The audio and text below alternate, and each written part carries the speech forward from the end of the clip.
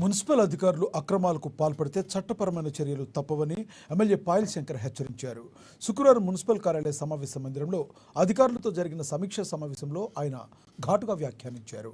పురపాలక సంఘ అధికారులు ఇష్టం వచ్చినట్లు డోర్ నంబర్లు ఇవ్వడం వల్ల ప్రభుత్వ భూములు సైతం ఆక్రమణకు గురవుతున్నాయన్నారు.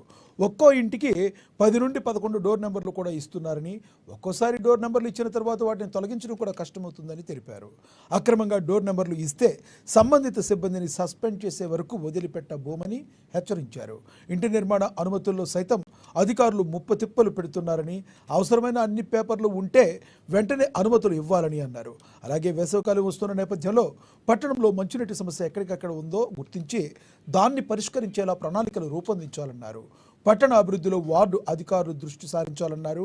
ప్రధానంగా ఏ వార్డుల్లో ప్రభుత్వ భూములు ఆక్రమణకు గురైనా, అక్రమ నిర్మాణాలు చేపట్టినా ఆ వార్డు అధికారులదే బాధ్యత వహించాల్సి ఉంటుందన్నారు.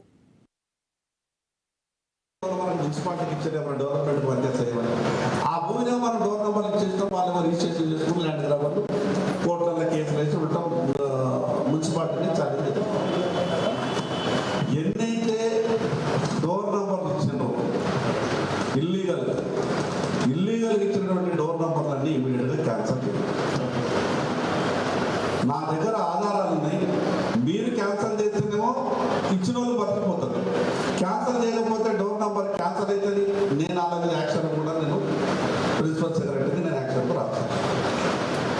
మనం అంతా బాధ్యతతో పనిచేయాలి. మన ఆస్తి మున్సిపాలిటీ ఆస్తి ప్రజల